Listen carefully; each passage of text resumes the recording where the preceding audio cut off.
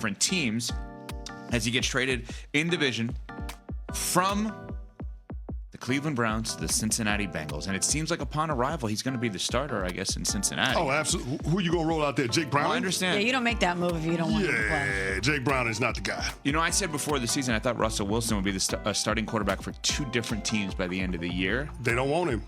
Well, what's amazing is there could be multiple guys that end up as a starting quarterback for multiple teams this year because Flacco is going to be that. Let's say Russell could still get traded, just hypothetically, not off the board.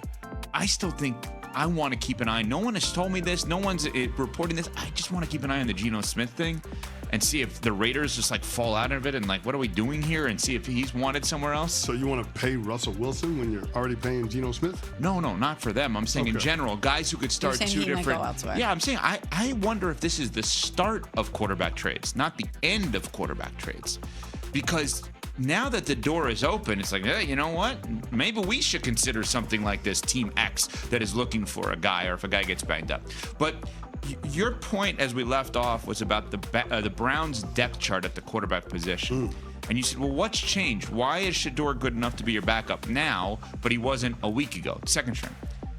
Could it simply be they got an offer that they didn't have prior for Joe Flacco, and they're just like, why not? What do we have to lose here? We get a better pick as a result. Well, you still have Joe Flacco. Whether he's number 2 or number 3 on the depth chart, you still own his rights. But he wants to play, right? And I think demoting him again, maybe it creates some sort of issue. Maybe they wanted to make Shedeur the second string. Well, I'm just saying, you could have just demoted him to the 3rd string quarterback last week. Well, maybe they couldn't, is what I'm saying. Why? Because maybe he would not have been okay with that. And maybe they wanted to do that, and the thought process. Does he have a choice at this stage? He's 40 years old. And you're demoting him. Why do you care about what he wants? Yeah, what he wants is irrelevant.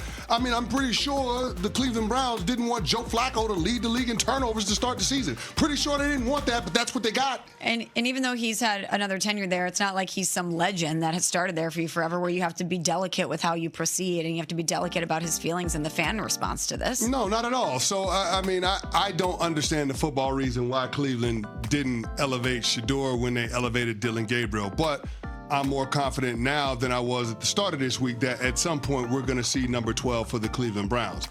Conversely, though, why are you confident about that? Because he's one hit away from being in the game. And at some point, Dillon Gabriel is going to struggle. Now, Kevin Stefanski did a great job of calling the game against the Minnesota Vikings, keeping them out of bad situations. They were able to lean on Quinshon Judkins, who's been an absolute beast since they put him in the lineup. This dude is absolutely balling the last couple of weeks. But they kept Dillon Gabriel out of situations where he could put the football in harm's way. They protected him in that sense. They leaned into a lot of his strengths. At some point, though, because he's a rookie quarterback, he is going to struggle. And it's at that point where Kevin Stefanski is going to have an interesting call to make.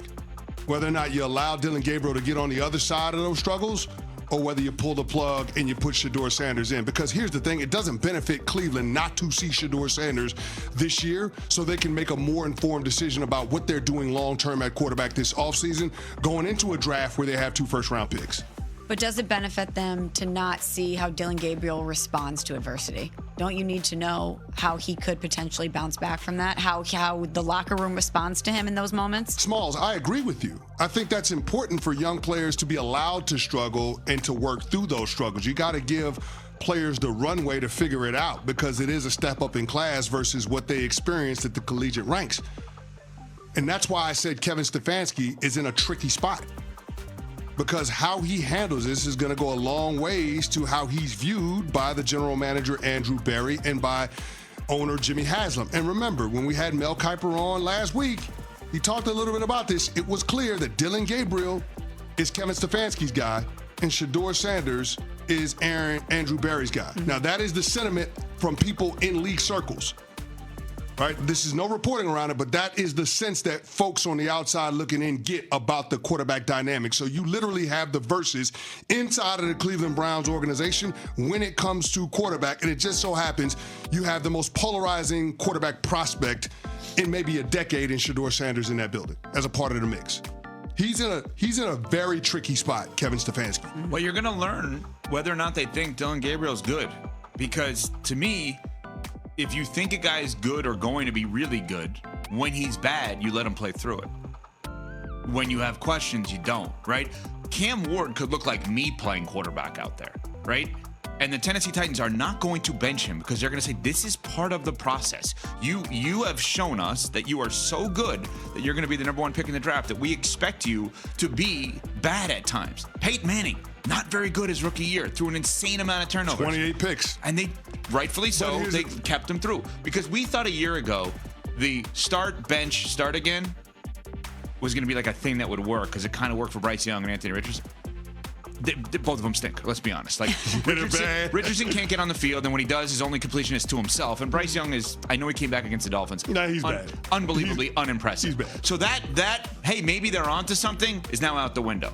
So you will learn about the Cleveland Browns one of two things.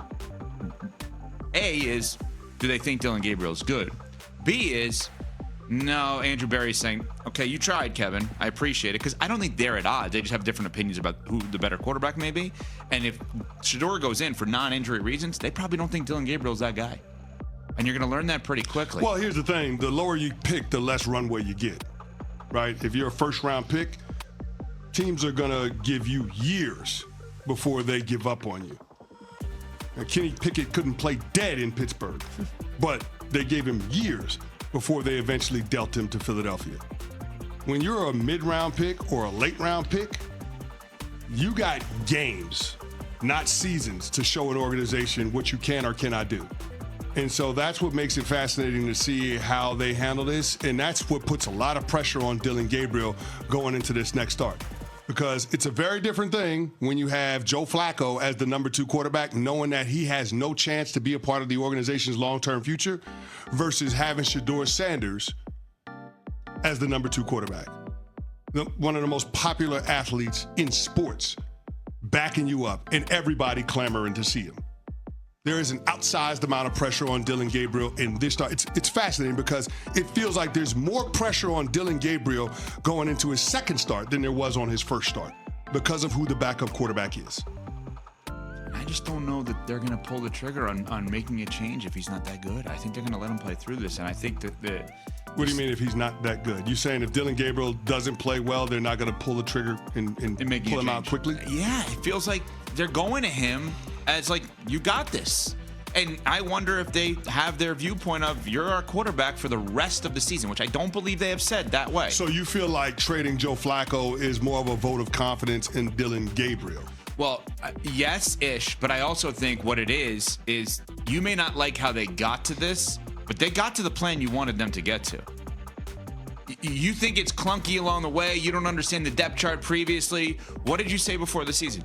No need for the veterans. Let these guys just go. Don't have a veteran as high up as Flacco, having nothing to do with Flacco, but he's too accomplished. Bailey Zappe's fine as an extra guy. Snoop Huntley, when they had him, he's on the Ravens now, fine as an extra guy, right? Have a veteran, but not a veteran that has to play or thinks he should play still, and get to the 2 young guys, let them compete, and let the other guy be the backup. They are actually doing everything you said.